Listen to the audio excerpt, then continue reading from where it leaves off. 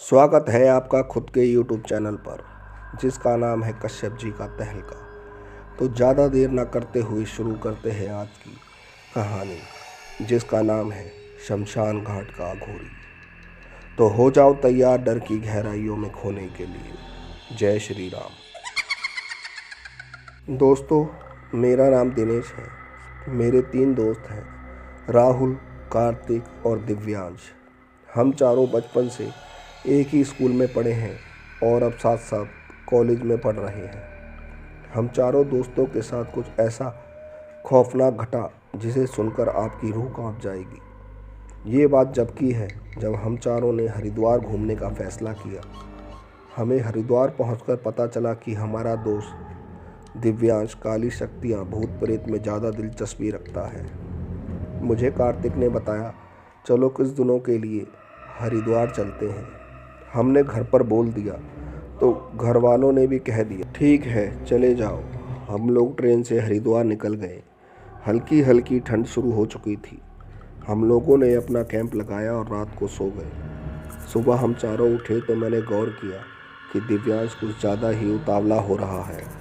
वो जल्दी तैयार होकर जल्दी निकल गया और दोपहर 3 बजे हमारे पास आया और बोला, चलो मैं तुम्हें एक जगह लेकर चलता हूँ, वहाँ तुम्हें मज़ा आ जाएगा।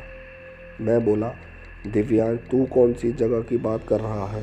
तभी दिव्यांश बोला, शमशान घाट की। मैंने पता करा है कि कई अघोरी बाबा रात होते ही शमशान घाट पे अपनी साधना करते हैं। आज हम लोग भी देख लेंगे शमशान साधना। इतना सुनकर राहुल बोला, सही है यार, सुना तो बहुत है कि अघोरी शमशान में विचित्र साधना करते हैं। चलो आज देख ही लेंगे। कार्तिक ने भी अपनी सहमति दे दी। हम लोग थोड़ा बहुत ज़रूरत का सामान लेकर चल पड़े। अंधेरा हो गया था। चारों तरफ बड़े बड़े पेड़, झाड़ियों के बीच में से एक रोशनी सी नज़र आने लगी। हम तीनों दिव्यांश के पीछे पीछे चल रहे थे। तभी दिव्यांश बोला, वहाँ जाकर सब चुप रहेंगे, कोई शोर नहीं मचाएगा, क्योंकि हमारे शोर से अघोरियों की साधना भंग हुई तो हम चारों बड़ी मुसीबत में फंस जाएंगे। मैं दिव्यांश की ये बात सुनकर काफ़ी डर गया।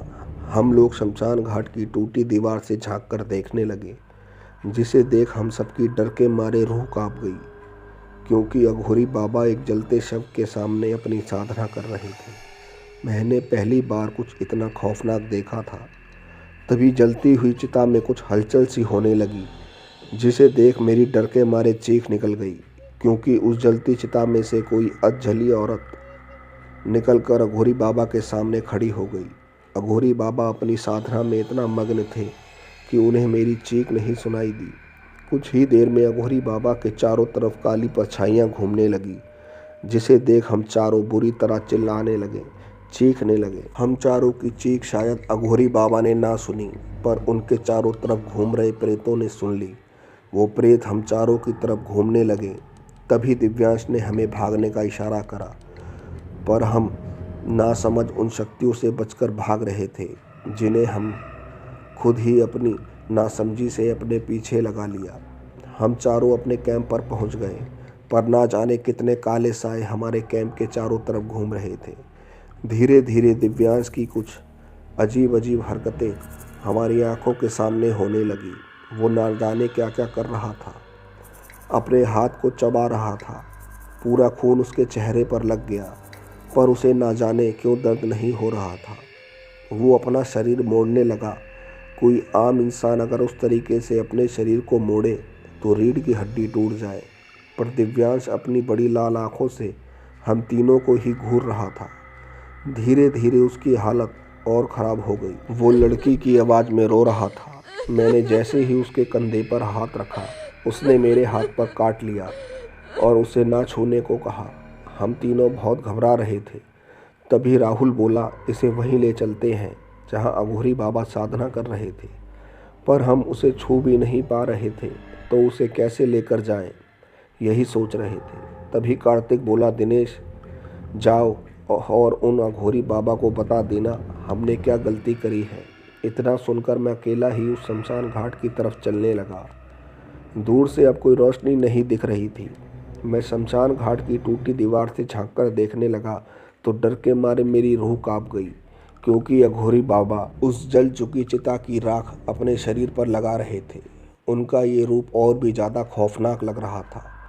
मुझे कुछ नहीं सूझा, मैं बस ओम नमः शिवाय का जाप करने लगा। मुझे पता था अघोरी लोग भगवान शिव को अपना इष्ट देव मानते हैं। थोड़ी ही देर में मुझे किसी ने मेरे नाम से आवाज़ मारी। मैं चौंक गया। मैंने जैसे ही अपनी आंखें खोली, मेरे सामने वही अघोरी बाबा बैठे थे। मैंने उन्हें प्रणाम किया और अपने साथ हुई सारी घटना बताई, जिसे सुनकर अघोरी बाबा बहुत नाराज़ हुए, पर उन्हें हम चारों दोस्तों पर दया आ गई। उन्होंने अपनी आंखें बंद करके कुछ बोलने लगे। कुछ ही देर में मेरे तीनों दोस्त कार्तिक, राहुल और दिव्यांश मेरे सामने थे।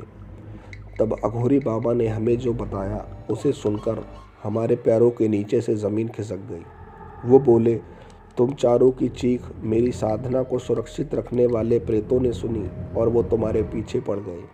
आगे से ध्यान रखना, किसी भी चीज़ पर मजाक नहीं करना जब तक उसके बारे में ना पता हो। बस दोस्तों, कहानी में इतना ही। कहानी अच्छी लगी हो तो प्लीज़ चैनल को लाइक करें, सब्सक्राइब करें, शेयर करें। जय श्री राम, जय हिंद, जय भारत।